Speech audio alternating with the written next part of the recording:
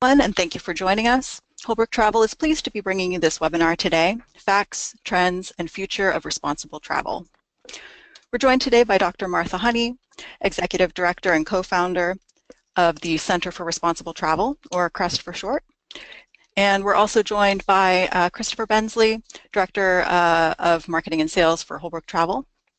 I'll briefly introduce both our speakers. Over the last 2 decades, Dr. Honey has written and lectured widely on ecotourism, travelers' philanthropy, cruise and resort tourism, and certification issues. Her books include Ecotourism and Sustainable Development, Who Owns Paradise, and Ecotourism and Certification, Setting Standards in Practice. Dr. Honey holds a PhD in African History from the University of Dar es Salaam, Tanzania. She was Executive Director of the International Ecotourism Society from 2003 to 2006.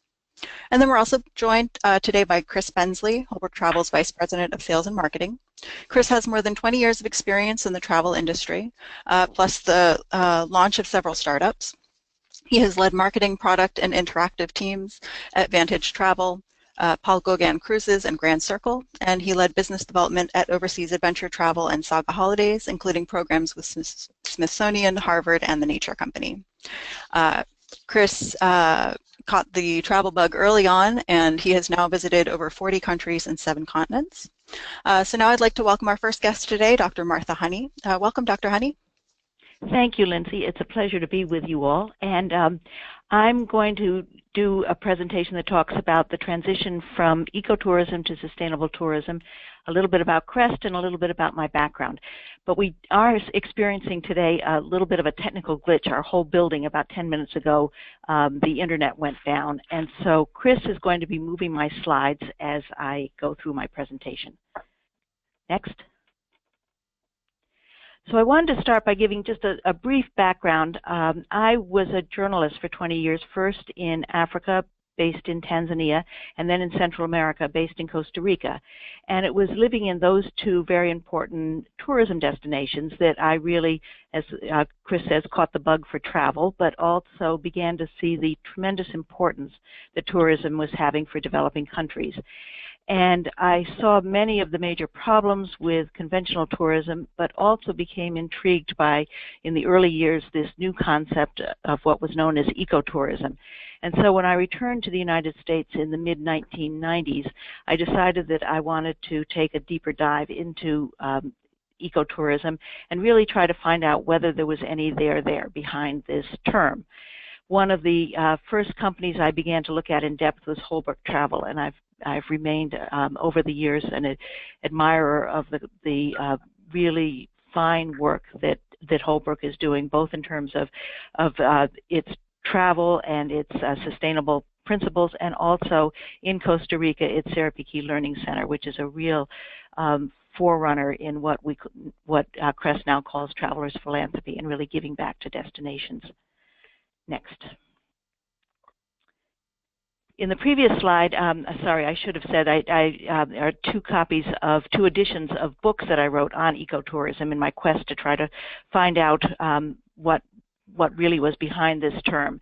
And what I found in the 10 years between the 2 editions was that this field of ecotourism had grown tremendously, and this is part of what I'd like to talk about today.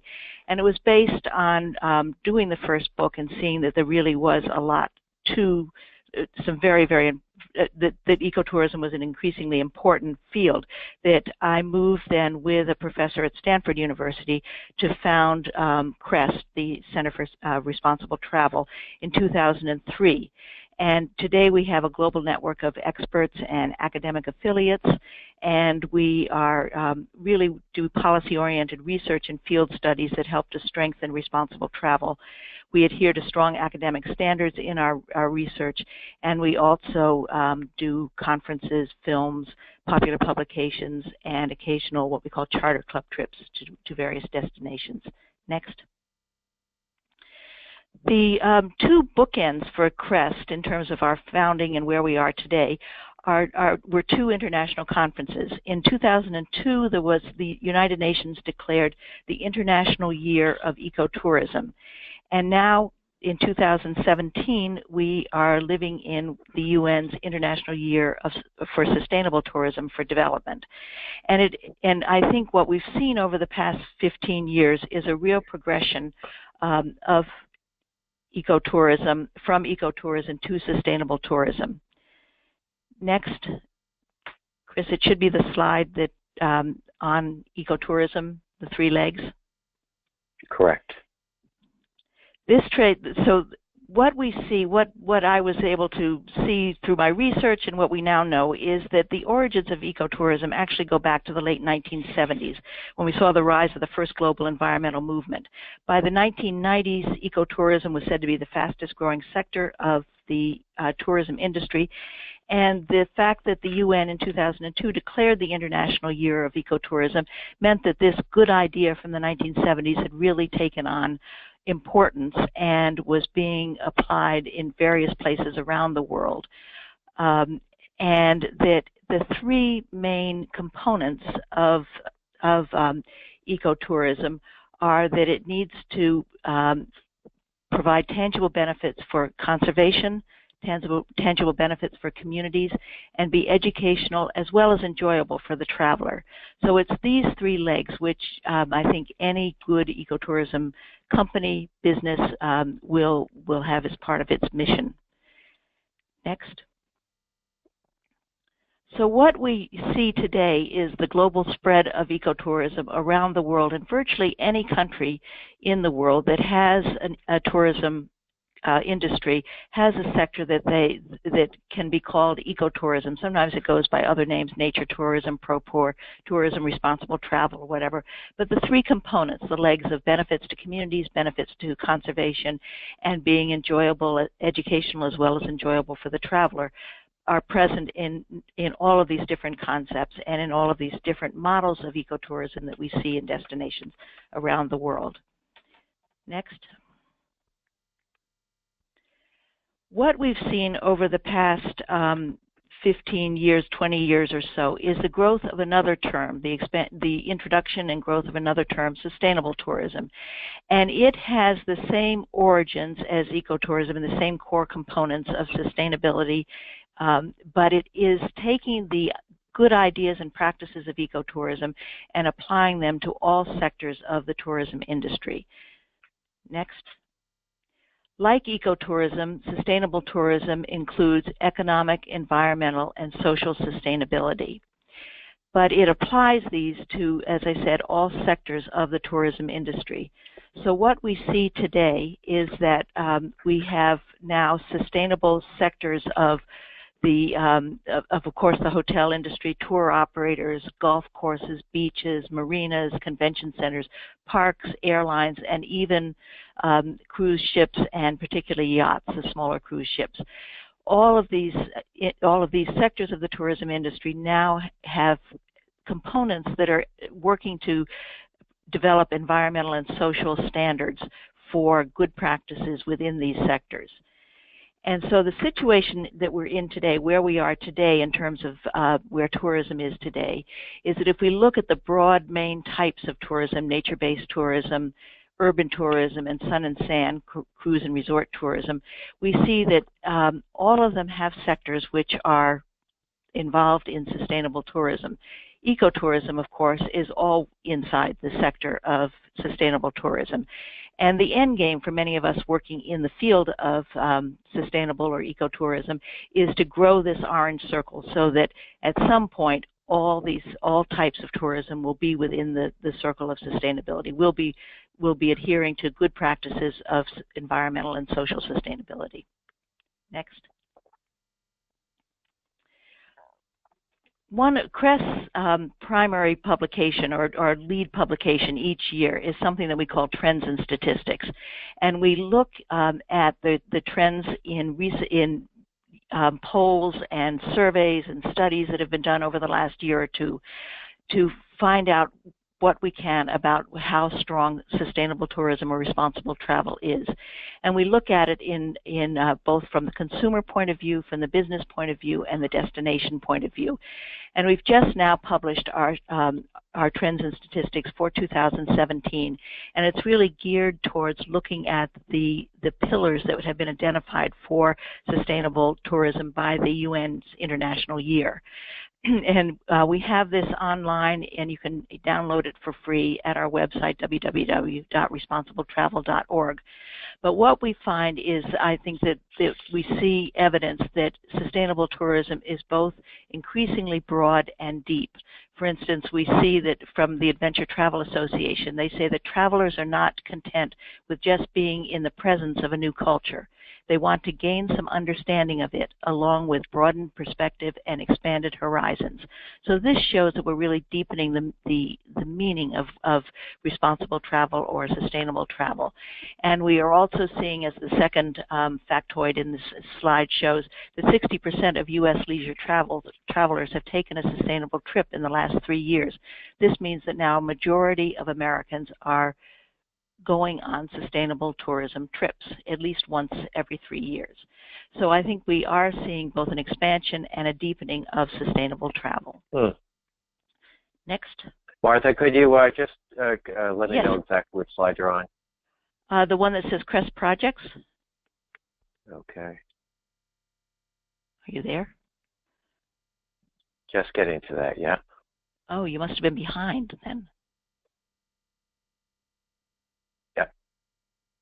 Okay. Okay. All right. We may have had a little glitch in our system. But anyway, now what I wanted to do for the rest of my time is to talk quickly about some of a few of CREST's projects. One of the things that we have worked hard on is looking at the economic value of ecotourism and sustainable tourism and comparing different models of the economic value of different models of tourism. So one project that we did, next slide, sorry, is was with the Great Bear Rainforest, which is in British Columbia, Canada. And we were asked to do a study of the value, to compare the value of bear hunting and bear viewing in the Great Bear Rainforest. Next slide, which should show a map. This shows a map of the Great Bear Rainforest, which is above Vancouver Island in British Columbia. And it is the world's largest intact rainforest. It's also home of about 20,000 First Nations people, and also the home of the very rare and by the First Nations people considered sacred spirit bear. The spirit bear is born as a permutation from black bears. And some black bears carry the gene, a recessive gene, that produces this all-white bear. There are about 400 of them that live in the Great Bear Rainforest, and they're found nowhere else in the world. The First Nations, a number of years ago, declared a ban on hunting, partly to protect the spirit bears, but also to protect grizzly bears and the black bears, all of which they considered part of their culture and at many levels sacred to their existence. Unfortunately, the British Columbian government refused to honor the ban that had been declared by the First Nations, and they continued to issue hunting licenses. And so CREST was invited to do the first economic analysis of the value of trophy hunting, bear hunting, and bear viewing. Next slide. The key findings from our study were quite stark. We found that visitor spending for viewing bears was 12 times more than for hunting, and that the direct revenue to the BC government was 11 times more from bear viewing than from bear hunting. That bear viewing in this region had created 510 jobs, while hunting was producing only 11 jobs. And bear viewing was increasing while hunting was decreasing. So from a public policy point of view, it seemed very clear that the government would be much better, much wiser to be investing in bear viewing than in bear hunting. But for cultural and pressure reasons, they continued to give out hunting licenses despite our study and a lot of other activism. Our study there was a great deal of press coverage of our study when it came out, and it continued to be cited over the years as the campaign against hunting had expanded. And next slide, which says at the top, recent partial victory. Just a few months ago, there was a partial victory. The new government in British Columbia has announced a ban on grizzly hunting, not on black bear hunting, so that the spirit bear is not necessarily conserved, although it's illegal to shoot a spirit bear. But black bears carrying the spirit bear gene can still be shot. But grizzly hunting is now outlawed in the whole province, and this is considered an important victory, an important step on the road towards a full ban on bear hunting in British Columbia and perhaps in other provinces. Next slide, which says Costa Rica, economic value of ecotourism. CREST has done a lot of work. I lived in Costa Rica for 10 years, and we've since then done a lot of work. I've written a lot about it, and our organization has done a lot of field studies and work on Costa Rica. I think we understand the growth of importance of ecotourism in Costa Rica quite well. Next slide. Costa Rica is, by all accounts, the world's leader in eco-friendly trips, in ecotourism. This is a quote from TripAdvisor in 2012 saying Costa Rica is the most popular destination in the world for travelers interested in eco-friendly trips. Next slide. But what we also have found is that not only is Costa Rica popular for ecotourism and it is expanded greatly, it also makes it's a financial success for the country of Costa Rica. Basically, ecotourism started in Costa Rica back in about 1986, about 3 decades ago. And what we've seen since then is that arrival numbers have increased about 10 times, tenfold, since between 1986 and 2015. But the receipts from tourism have gone up about 22 times, or more than double. So this means that today, Costa Rica is earning more than double per tourist than it was before it had ecotourism. So this shows that Costa Rica is really capturing more money from ecotourists than they were in the past from regular tourists. And that since the mid-1990s, ecotourism has been the top foreign exchange earner in Costa Rica, or one of the one or two top foreign exchange earners in the country. So it has become extremely strong economically as well as environmentally and socially. Next slide, please. We also looked at in Costa Rica the economic value of cruise tourism versus overnight tourism, what's called stayover tourism. And in the year we looked at, we found that there were 6 times more overnight visitors coming to Costa Rica than cruise passengers. And the cruise passengers were spending on average $55 during their day visit in Costa Rica, while overnight visitors spent on average $120 a day, or more than double.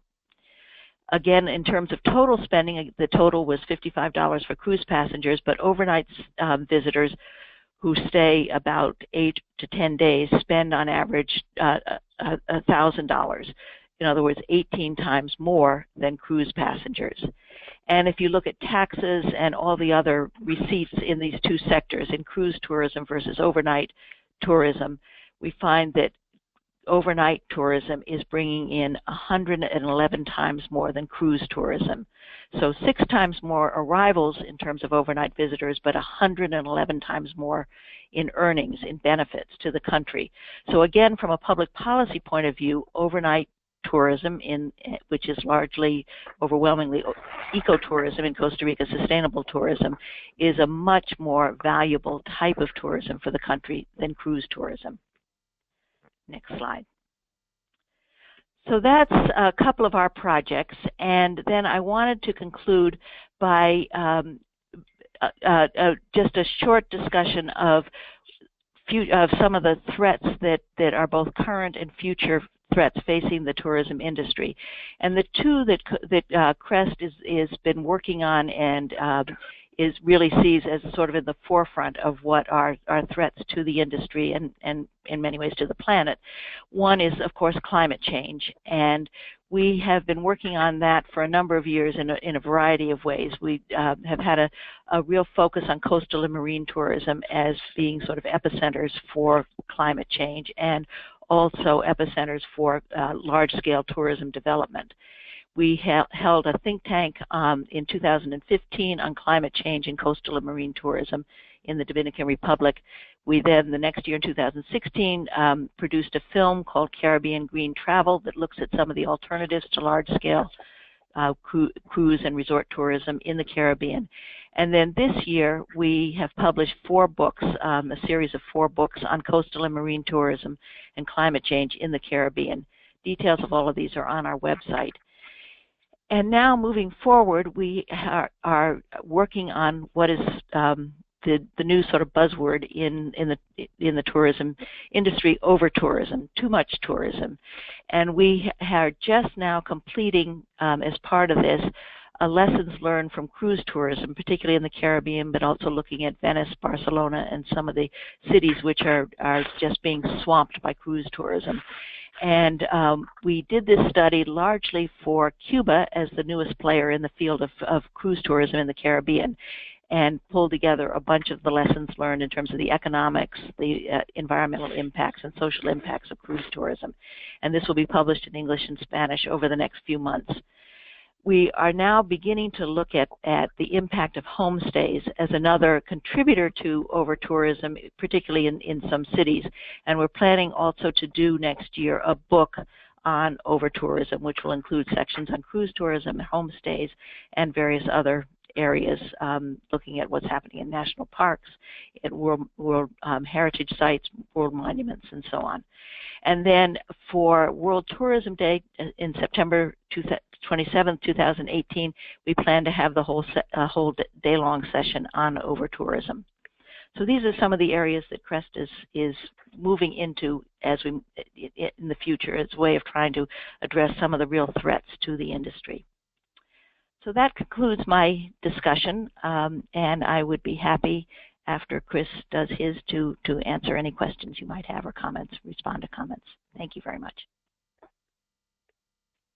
Martha, I have thoroughly immersed in the information that you've provided. It's fascinating and very, very timely. And we're so honored to be working with you and supporting just the important work that you're doing with CREST. And it's great that you have been following our company for so many years. And I do believe, when I go through a few slides here, we're hopefully mirroring what you see as a model in responsible travel. I do need to say a quick a footnote on the cruise industry, because in my background, you may have caught that I did work for a cruise line, and I even worked for a river cruise line. But it's just amazing to hear data that the overnight programs contribute 18 times more revenue to the local people. So that's a really important information, and something that we really need to make everybody aware of, because cruises, not only do you not get the impact, but you're personally, because you're just visiting for a day, but you're not providing that important economic value to a country. So I'm going to touch on a few areas, and it's really an addendum to what you presented, Martha, and I don't want to go into too much detail, but we work with a lot of organizations and very accomplished leaders, and we always try to work with them to provide programs that follow this model. I'm going to talk a little bit about what that sustainable travel program looks like, go into carbon offsetting, because that's one aspect of it, and then talk a little bit about the program we're doing with Audubon, and then let's get to those questions, because I want to hear more of the facts that you've been providing.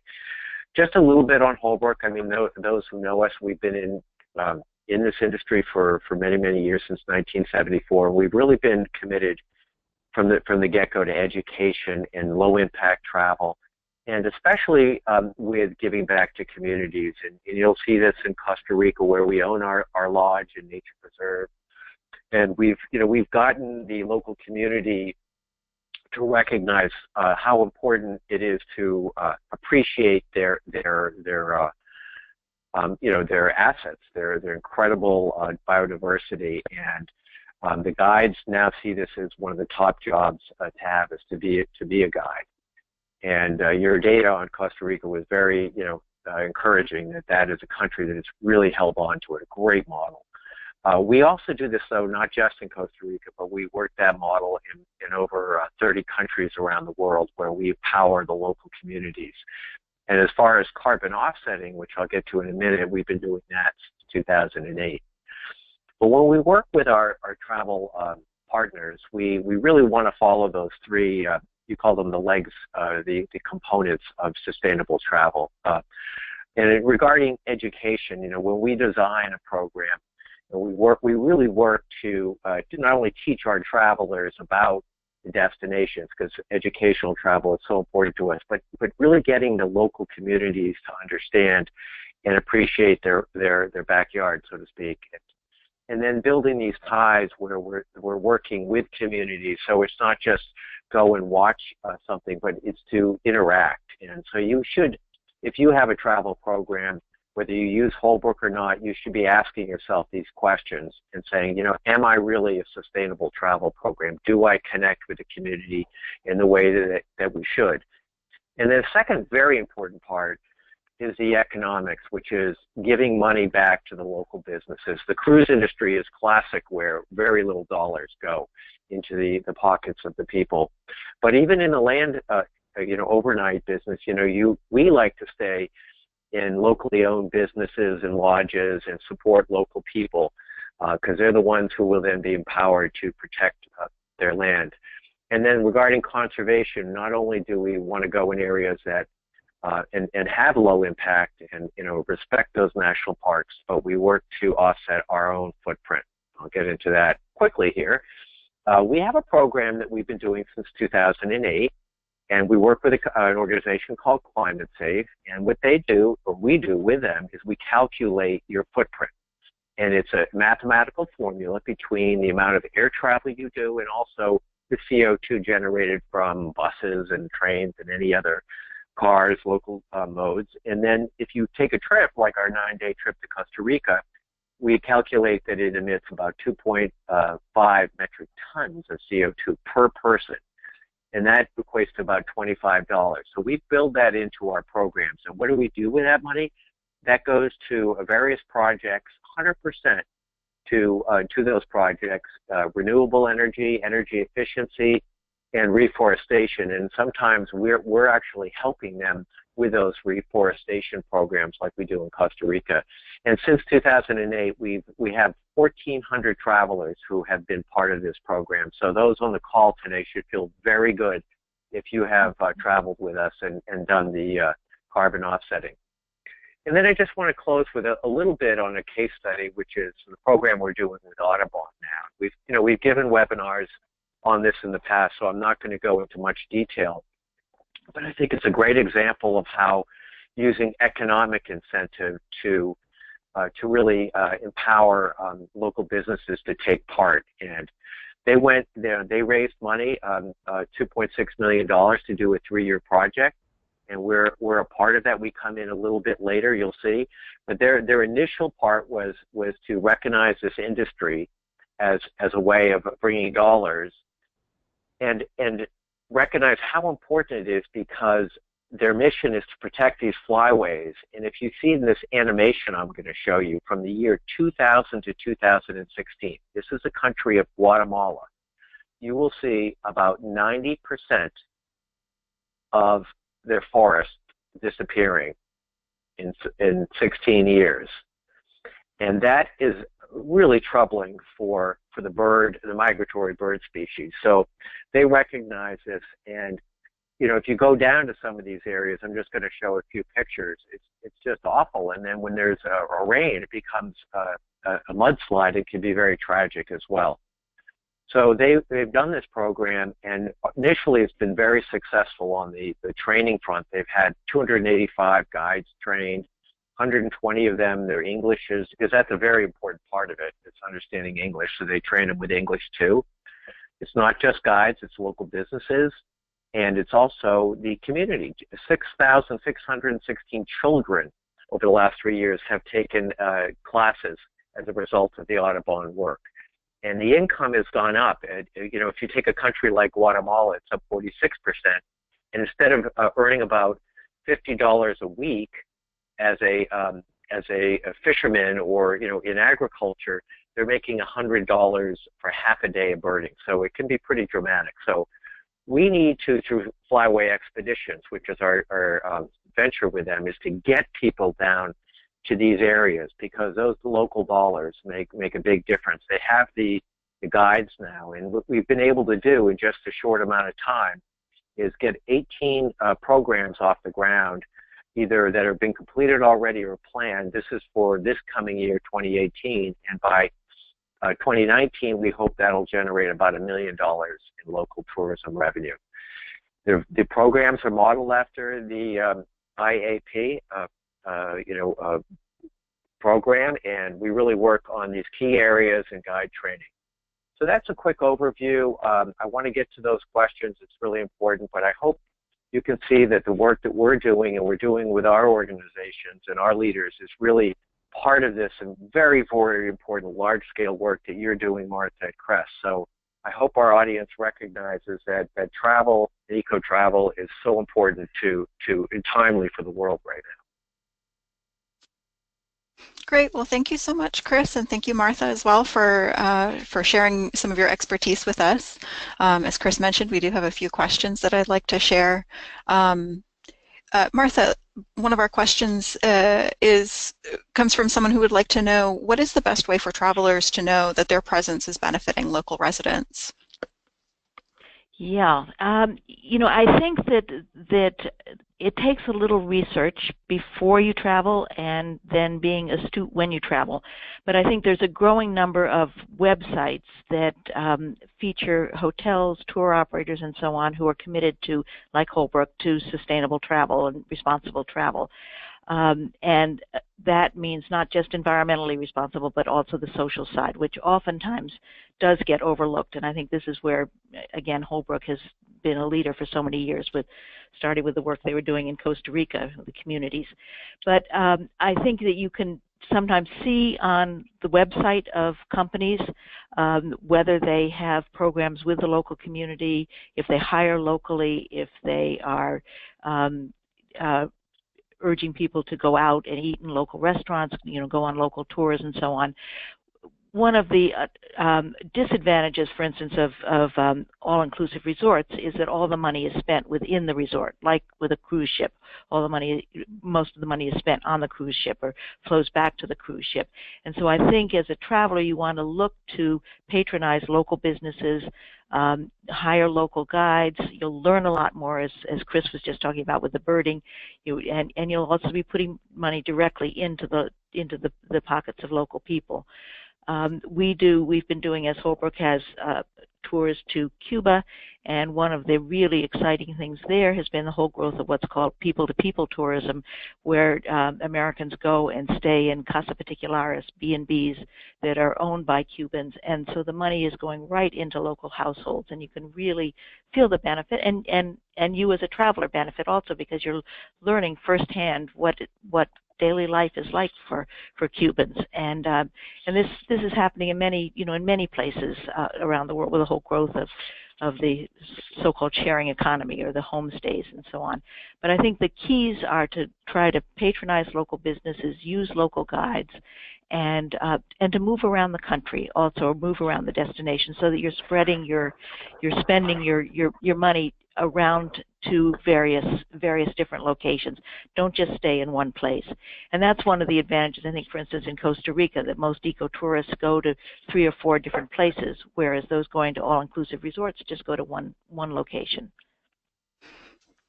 Those are some great ideas. Thank you for sharing. We have another question. You talked in your presentation about how sustainable travel should ideally have tangible benefits for conservation, communities, and education. Are there ever instances where one of benefiting one of the 3 legs may have harmful effects to one of the others? So, for example, if you're benefiting communities, it may have a negative effect on conservation or vice versa, and how can you kind of balance those needs as a traveler?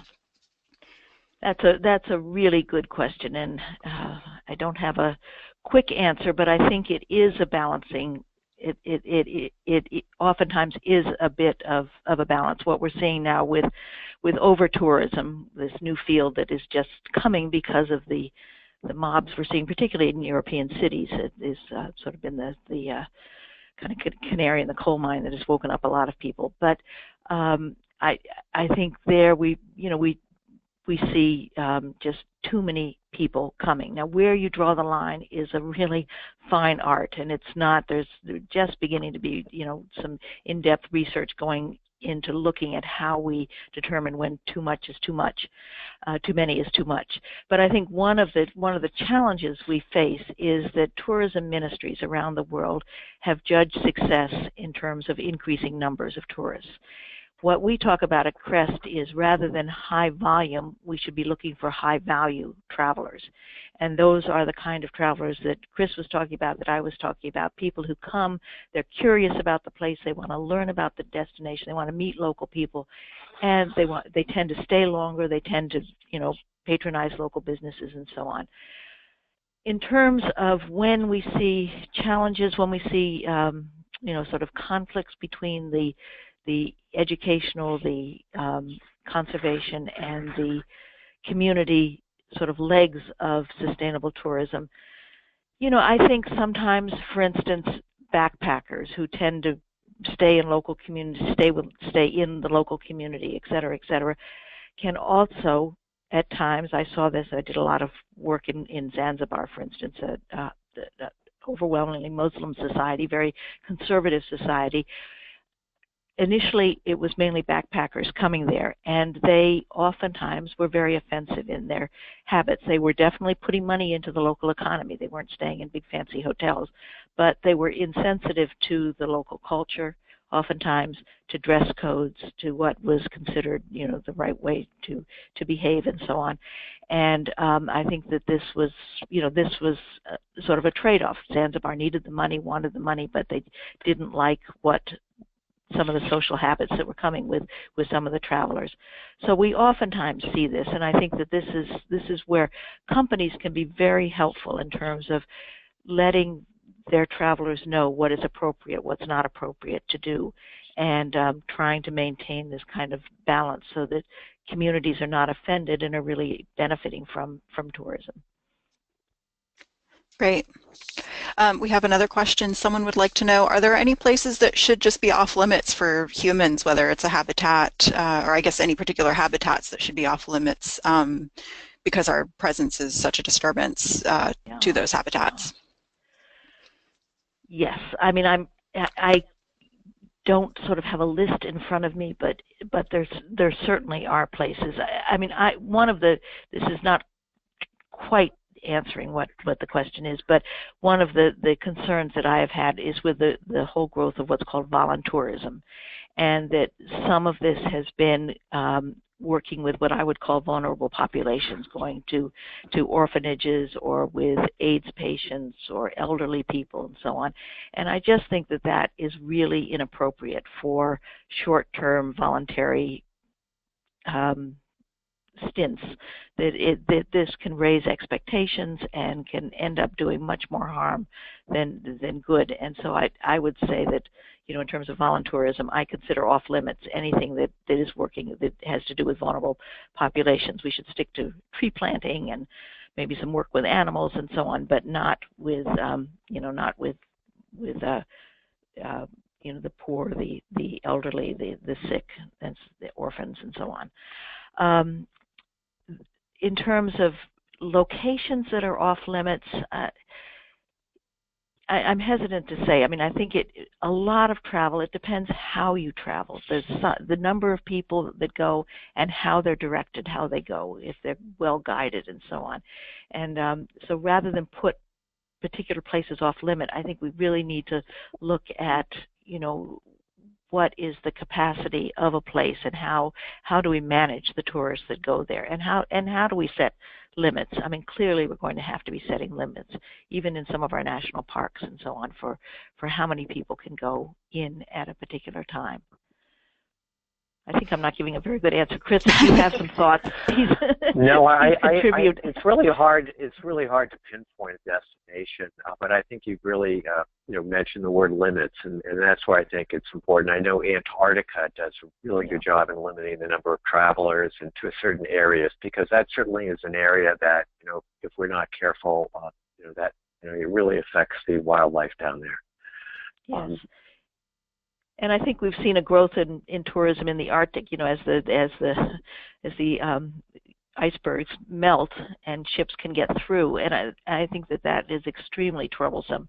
I mean, these are areas where there hasn't been tourism, and we just don't know what big ships coming through, either commercial, cargo ships or tourist ships, are going to be doing. And I think that, we need to tread very slowly and carefully, and I'm afraid we're not in the Arctic. I think we have time for just maybe one or two more questions. You talked in your presentation about Costa Rica as sort of a successful model for sustainable travel and ecotourism. What are some of the takeaways from how Costa Rica has embraced its ecotourism industry, and how can that be applied to other destinations, or how can travelers look for other destinations that carry some of those same values? So, I mean, I think that, Costa Rica is not unique, but it certainly had a constellation of sort of the right ingredients to do ecotourism well. And basically what happened was that during the 1980s, which was a time when I was living there, because I was working as a journalist, it was the wars of Central America, and basically tourism in the whole region was going down, and there was no investment in tourism because of the regional wars. And then in 1986, under the leadership of Costa Rican President Oscar Arias, we had the Central American Peace Plan, and basically peace returned to the region. More or less, and Costa Rica, Oscar Arias received the Nobel Peace Prize for that, and suddenly Costa Rica took on sort of a new image, this president who got the Nobel Peace Prize, and people began to look at Costa Rica for other things other than being sort of the backyard for the wars in Central America. And noticed, for instance, its incredible national park system, and I think that oftentimes it is the national parks, the park systems in countries, I saw this in Tanzania, Kenya, various places around the world, that the core, the beginnings of ecotourism is around the national parks, in it, through them, on the edges of them, and so on. And that is a key ingredient in building a nature-based ecotourism industry. But Costa Rica had other things. It also had a healthy, well-educated workforce, a large middle class that could move into small-scale ecotourism. It had a good infrastructure, proximity to the U.S., various other ingredients that made it possible to move what was really incredibly rapidly into ecotourism. And really, in the state of about 5 or 6 years, Costa Rica had moved from losing every year tourists, having its number of tourist arrivals go down, as it was in the early 1980s, to suddenly being declared the leading ecotourism destination in the world. And this happened in the spate of 5 to 7 years. And it was because it wasn't foreign investment, it was local investment, both by people and of resources. Some of it foreigners who had decided to make Costa Rica their home, and they invested really as locals. They were hiring locally, and the money was largely staying in the country. And then a lot of Costa Ricans also moved into becoming guides, having cabinas that they would rent out, and various other restaurants and so on. And so I think that the ingredients were a stable government, a democratic government, peace, a rather strong middle class, good infrastructure, and a national park system. And these don't exist in many developing countries, but parts of them do. Particularly national park systems do exist in a number of places, and at least some infrastructure, some of the other things, a sending market, such as the U.S. and so on, that's reasonably close. But I think that for Costa Rica, these are the key ingredients and really allowed it to jumpstart its ecotourism incredibly fast. Great. Well, thank you. I think that about wraps it up for us today. So I'd just like to thank again Dr. Honey and Chris for joining us today as our panelists and sharing their expertise, and also would like to thank everyone who attended today. We hope you found the presentation interesting and informative. The webinar has been recorded today, so we'll be sending out an email with a link to the replay for anyone who would like to watch it again or maybe missed part of it. And so you can expect to see that email within the next couple of days. Thank you again to everybody. Thank you again to Dr. Honey and Chris, and I hope everyone has a great rest of the afternoon. You're welcome. Thank you. Goodbye. Thank you. Thank you. Thank you so much. Bye-bye.